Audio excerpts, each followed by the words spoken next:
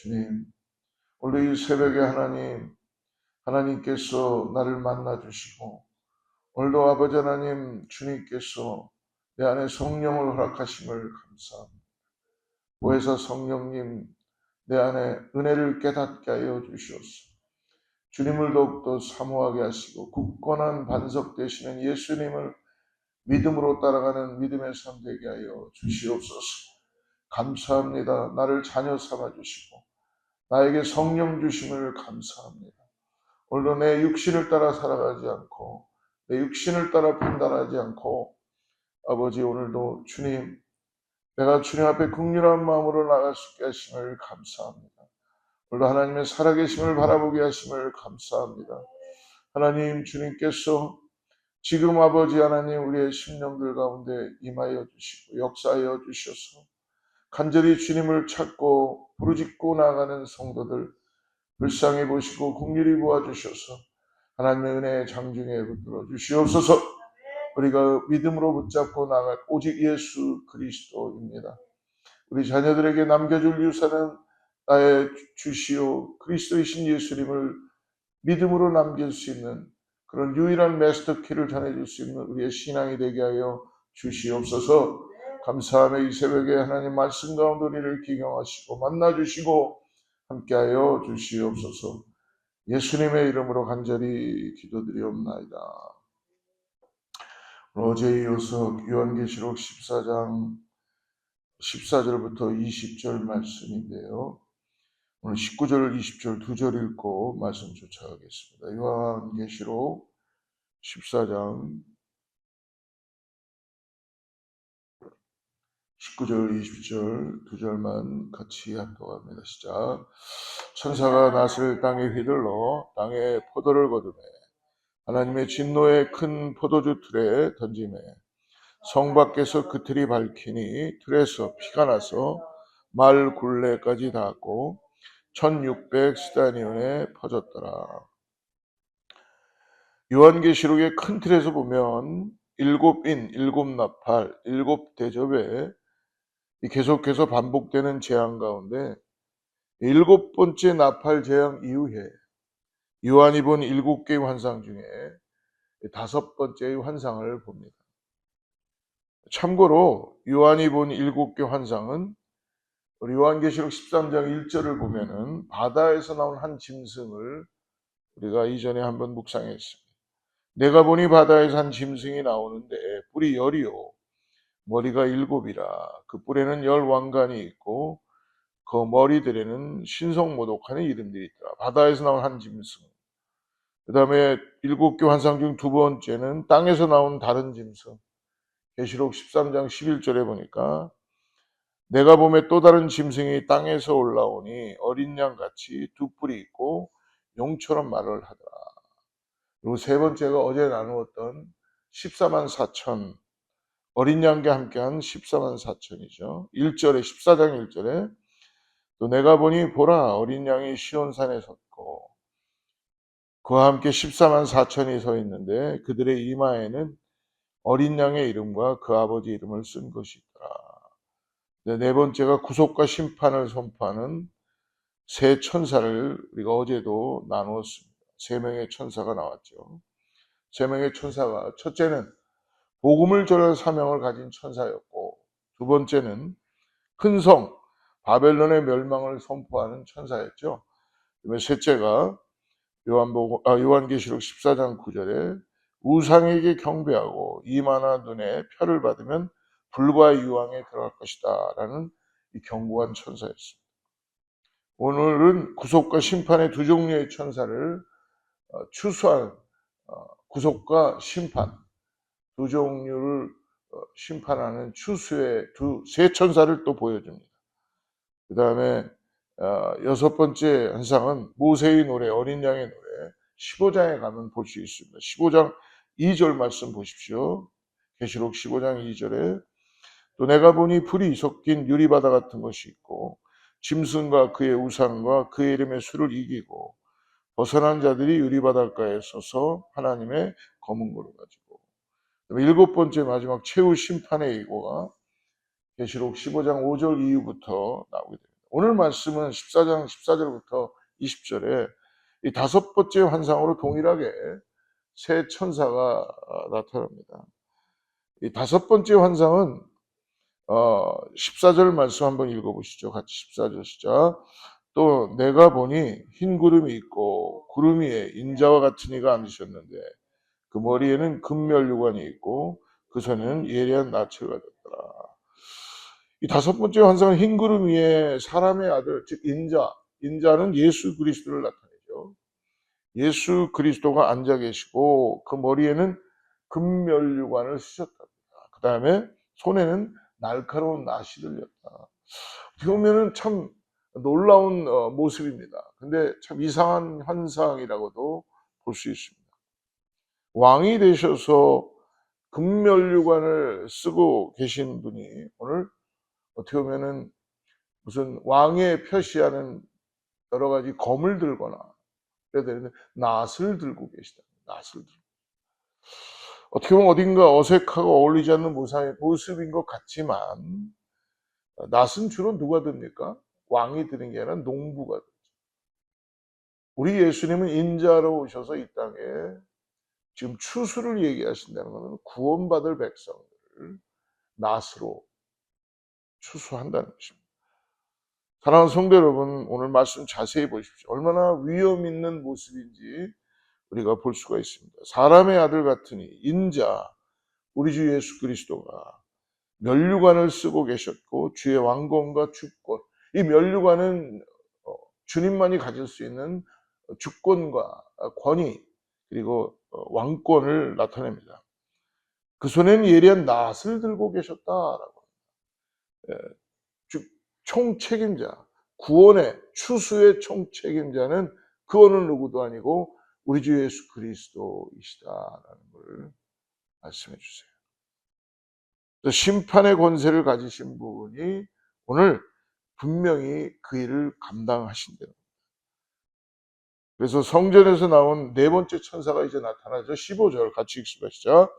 또 다른 천사가 성전으로부터 나와 구름 위에 앉은 이를 향하여 큰 음성으로 외쳐 이르되 당신의 낫을 휘둘러 거두소서. 땅의 곡식이 다 익어 거둘 때가 이르렀습니다. 내 낫을 휘둘러 거두라. 거둘 때가 이르러 땅의 곡식이 다 익었다. 마치 천사가 지금 보니까 주님께 명령하는 것처럼 들립니다. 근데 이것은 명령이 아니에요. 즉 간절한 요청이자 탄원입니다. 땅의 악이 너무나 지금 다 무르익었다는 거예요. 익어버렸다. 이제 주님의 공의가 나타날 때가 되었다는 하늘의 외침인 것을 오늘 우리는 바라고 있습니다. 여러분 오늘 하루를 살아도 여러분 땅에 의해서 살지 마시기 바랍니다. 성령에 의해서 오늘 하늘의 그 신령한 은혜를 통해서 어떻게 사는 게 하늘의 신령한 은혜입니다.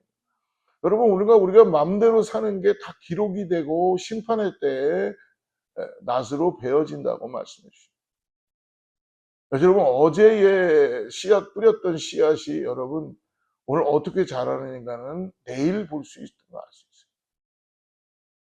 오늘 우리가 하나님이 주신 그 거룩한 성품을 가지고 예수 그리스도를 통하여 변화가 되었다면 주님과 함께 동행하는 믿음의 삶을 걸어가야 될 줄 믿습니다.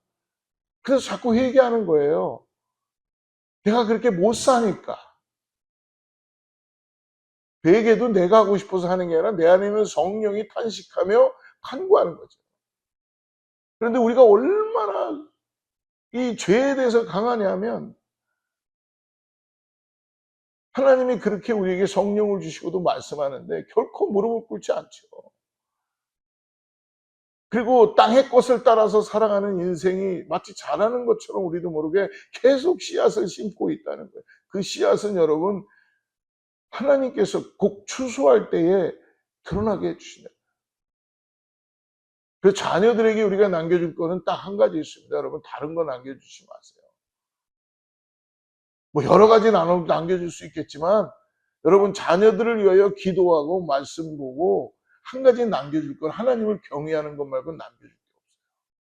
그걸 마스터키로 남겨주시길 바랍니다. 근데 내가 부모가 하나님을 경외하지 못한다. 그러면 당연히 자녀들에게 마스터 키를 못 주죠. 여러분, 그럼 그 자녀들은 그 마스터 키만 갖고 있으면요, 하나님이 함께 하시기 때문에 광야를 가도 어디를 가도 사막에 가도 여러분 살아나게 되는 것이 하나님의 놀라운 은혜라는 거예요. 죄송하지만 그렇게 하지 못했기 때문에 지금 여러분들이 계속 땅에 씨앗을 뿌리면서 마치 이게 하나님께서 주신 은혜를 뿌리는 것 같이 살고 있지만 아니라는 거죠. 오늘 돌이켜야 됩니다.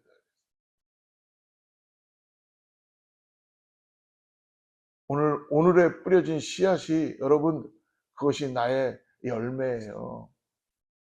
하나님은 그거를 지금 다 드러내서 보이진 않으시지만 그걸 조금씩 보여주시는 겁니다. 땅의 문제들이 지금 보여지고 있잖아요. 중요한 게 뭡니까? 어디서부터 시작할 것인가?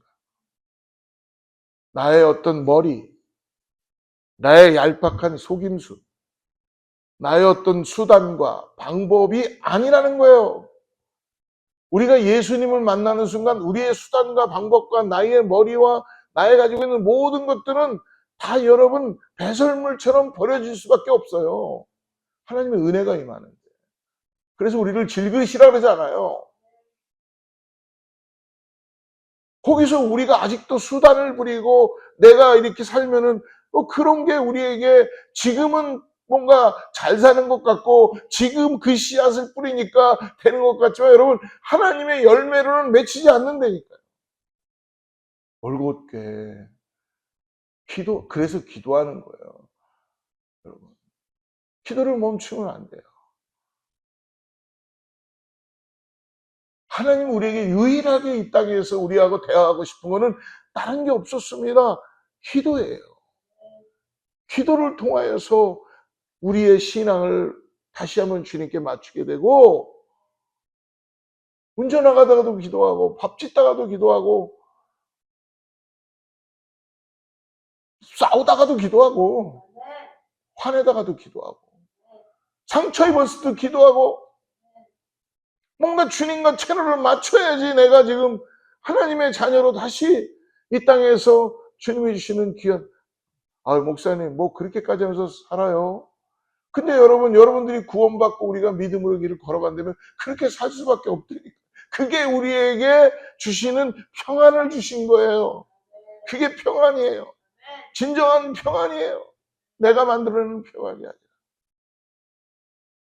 주님은 살아계신 줄을 믿습니다. 그러므로 이제 주님의 공의가 나타날 때가 되었다는 하늘의 외치는 것을 믿으시기 바랍니다. 16절 같이 읽습니다. 시작. 구름이 앉으시니가 낯을 땅에 휘두르매 곡식이 거두어진다. 16절에 곡식이 나고요. 나중에 19절에 가면 포도가 또 등장합니다. 즉 곡식, 포도, 약한 자들, 불의한 자들을 상징하는 거예요. 사랑하는 성도 여러분, 인류에게는 반드시 여러분 심판의 날이 있다는 걸 잊지 마십시오. 이 진리를 망각하기 때문에 사람들은 여러분 그냥 땅의 것만 바라보면서 어떻게 되겠지라고 교만해지고 때로는 낙심하기도 하고 내가 선한 열매를 결코 땅에서 하나님의 주시는 은혜를 심지 못하는 거예요.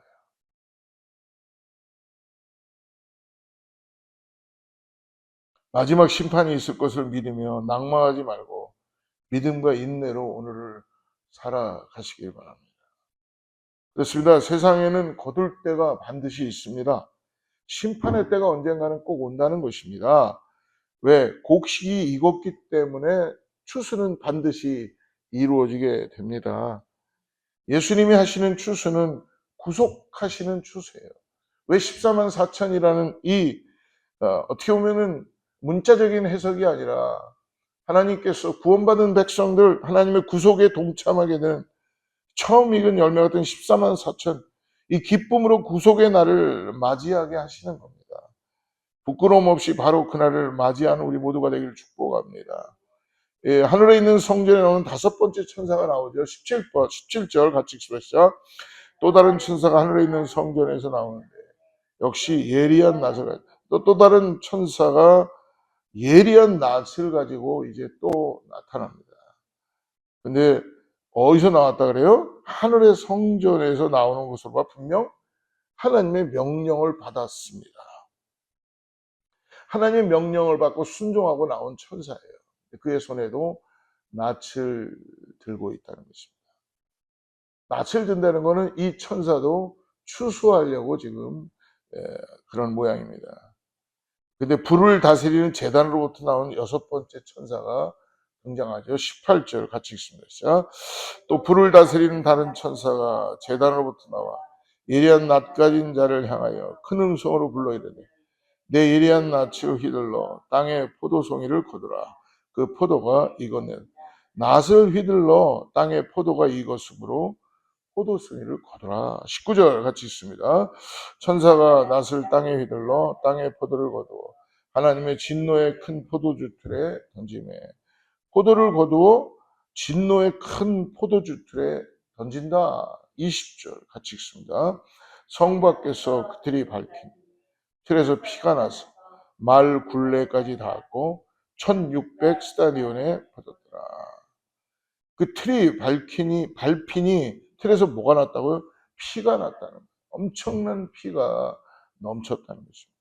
근데 여기 보면 1600 스타디온이라는 이 단위는 한 스타디온이 그때 시대로 얘기하면 지금으로 얘기하면은 길이로 얘기하면 약 180m가 됩니다. 한 스타디온이. 그러니까 거기에 180m 곱하기 1600 하면은 거진 288km, 한 300km 정도가 되는 거예요. 지금 무엇입니까? 이 약 300km 되는 넓이는 유대 온 나라를 넘어 세상 전체로 지금 하나님의 진노가 확산되고 있음을 나타내는 거예요. 마지막 심판의 때에는 하나님을 대적하던 자들의 피가 이토록 멀리까지 온 세상을 물들이게 될 것임을 분명히 보여주고 있는 것입니다. 또한 포도를 즙틀에 놓고 밟는 이것은 철저한 파괴와 심판과 그것을 의미하는 것입니다. 지금 우리 주위에는 온갖 불의를 행하며 내가 지금 무엇을 하고 있는지도 모르고 선량한 사람들을 짓밟고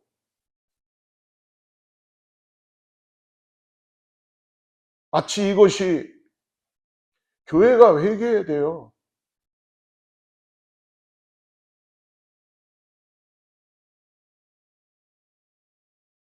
마치 나의 어떤 궁전들을 만들어 놓고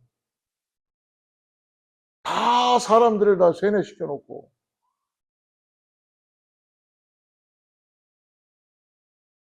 여러분 하나님은 그것을 보게 해 주신다고 말씀합니다. 교회는 종교행위를 하는 것이 아닙니다. 말씀을 전하는 목사님들, 저도 목사이지만 믿음의 길을 걸어가는 성도들, 교회, 여러분 하나님 앞에 부끄러운 줄 알아야 됩니다. 씨앗을 잘못 심고 있다는 거예요. 오늘의 씨앗이 여러분 내일의 열매로 맺힌다니까요. 하나님 그것을 지금 추수하며 보여주신다고 말씀드립니다. 자녀들이 그대로 받아갖고 그 열매를 먹게 됩니다. 그래서 기도는 여러분 용서의 기도를 드려야 되고 회개의 기도를 드려야 돼요. 회개의 기도도 성령 충만이에요. 내가 잘못 생각하고 있고 잘못 디렉션을 잡고 있고 내가 땅의 것을 바라보면서 마치 이것이 하나님의 것인 양 오해하고 이렇게 살아갔구나. 깨닫는 순간 하나님의 은혜가 임하게 될 줄을 믿습니다. 여러분 우리 주위에는 온갖 불의를 행하며 선량한 사람들을 착취하고 하나님을 비웃는 자들이 얼마나 많습니까? 기도를 해줘도 목사들이 권력자만을 위해서 기도해주고 정치인들만을 위해서 기도해주고 왜 고아와 과부와 왜 예수님이 이 땅에 고아와 과부와 죄인들을 위해서 오셨나요? 나는 의인을 위해서 와지 않았다는 이 땅에 의인이 없다는 것입니다. 우리에게 그런 사명을 주셨다면 교회는 철저하게 씨앗을 하나님 뜻에 맞게 심는 마음을 자꾸 가져야죠. 교회가 세상과 똑같은 마음으로 갖고 와서 주일날 한 번 와갖고 예배 드리는 거로 가고 우리가 하나님 앞에 페이업 할 수가 없어요. 대가를 치른다고 얘기할 수 없어요. 그것은 그냥 내가 그냥 일주일날 와서 취미생활하는 것 같이 보이는 것 뿐이죠. 아무리 아니라 그래도 지금 당신과 내 안에 그러한 하나님에 대한 은혜가 깨달아지지 않는데, 은혜로 살지 않는데,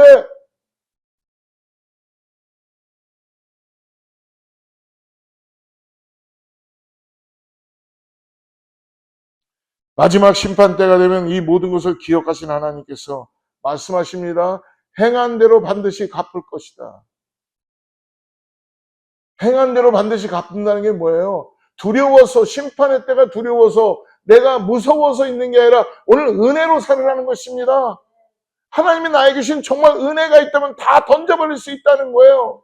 내가 잘못한 것이 있다면, 하나님 뜻대로 살지 않았던 나의 씨앗이 심겨진 것이 있다면 회개하고 열매가 하나님이 주시는 열매로 맺힐 수 있도록, 하나님이 나와 함께 할 수 있도록 돌이키라는 거예요.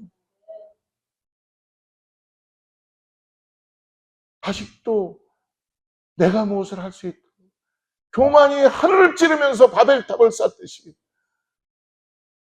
그것도 하나님의 이름으로. 우리의 문제가 뭔지 아십니까? 정말 우리의 문제가 뭔지 아십니까? 하나님을 경외하지 않는다는 거예요. 하나님을 두려워하지 않는다는 거예요. 아무리 강단에서 말씀이 선포되고 아무리 내가 신앙생활을 한다 그래도 시대는 지금 땅의 것만을 바라고 살고 있기 때문에 하나님에 대한 두려움이 없다는 거예요. 여러분, 오늘 하나님 말씀하십니다. 행한 대로 반드시 갚으실 것이다. 마치 포도송이가 즙틀에서 으깨져 빈 껍데기만 남는 것처럼 악인들은 자신들이 움켜쥐었던 모든 것을 잃게 될 것이다. 누가 악인이에요? 하나님 뜻대로 살지 않았던 우리의 모습들. 불을 다스린 제단에서 나온 천사는 앞에 하나님의 성전으로부터 나온 천사와는 성격이 완전히 다릅니다. 인자의 추수는 구속을 위한 추수라면 포도송이 추수는 지금 심판의 추수를 말씀해 주시는 것입니다. 심판의 추수가 무서울 뿐만이 아니라 피의 양이 어떻습니까? 실로 어마어마하다는 거예요. 이 피 흘리게 될 자 가운데 내 가족, 우리 민족, 우리 성도들, 내 이웃, 이 땅에 있는 모든 사람들 한 사람도 없었으면 너무나 좋겠습니다. 포도가 익은 것 좋은 줄로만 알았는데 이 죄악과 불의가 하나님께 상달될 만큼 심판의 때가 이르렀음을 나타내는 것입니다. 그러므로 사랑하는 성도 여러분, 우리가 할 일은 뭡니까? 정확합니다. 우리도 불의한 것이 있다면 지금 하나님 앞에 다시 내놓아야 합니다. 그리고 죄사함을 받으십시오. 회개하십시오. 교회가 회개하십시오. 그리스도 안에서 1만 가지 죄악이 용서받게 될 줄을 믿습니다. 그래서 이사야 1장 18절에 이렇게 말씀하죠. 너희 죄가 주홍 같을지라도 눈과 같이 희어질 것이요 진홍같이 붉을지라도 양털같이 되리라. 하나님께서 약속해 주셨습니다. 그러므로 이 마지막 추수의 때를 생각하며 우리는 더욱 하나님 중심적인 삶, 복음을 위한 열정적인 삶을 살아야 할 것입니다. 어저께 한 목사님과 함께 앉아서 잠깐 얘기하면서 한 가지 단어를 기억하게 되었습니다. 다른 분을 만나서 이렇게 얘기하는데 그런 얘기를 하시더라고요.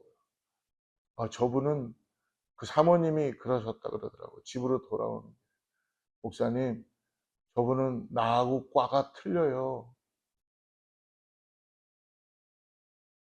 여러분, 이 과가 틀리다는 게 세상말 같지만 우리에게는 조금 생각해야 될 문제예요. 정말 우리 그리스도인들입니까? 정말 하나님을 경외하고 두려워하고 하나님 중심으로 살겠다고 오늘 시작합니까? 그럼 과가 같아야죠. 모든 게 다 같다는 것입니다.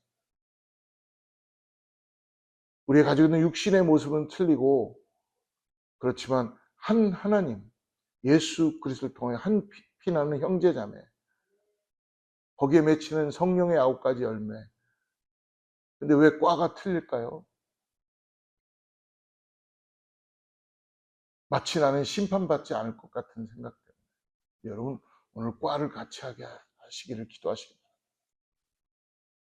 수많은 사람들이 과가 틀린 가운데 예배 가운데 나옵니다. 그래서 기도합니다. 성령 하나님, 우리가 하나의 한 성령 가운데 회개하며 나의 주 예수 그리스도를 믿음으로 바라보는 그런 교회 되게 하여 주시옵소서. 기도하겠습니다. 하나님 감사합니다. 오늘 마지막 때 추수를 생각하며 인생의 종말이 있음을 알려주심에 감사합니다. 마지막 때에 기쁨과 영광으로 맞이할 것을 심판과 고통으로 맞이할 것인지 준비하며 회개하며 살게 하여 주시옵소서. 추수할 것은 많되 일꾼이 적다고 말씀하신 하나님, 마지막 한 명의 천사가 모든 것을 추수하기 전에 힘을 다해 복음으로 살고 복음을 전하는 열매 맺히는 삶을 살게 하여 주시옵소서. 거룩하신 예수님의 이름으로 간절히 기도드리옵나이다. 다시 바라보는